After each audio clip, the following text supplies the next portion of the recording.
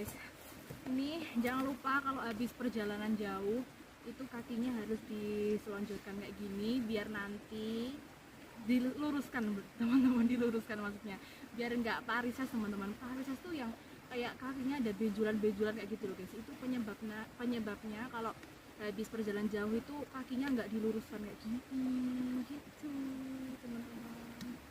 Ya, aku mau lanjutin dulu.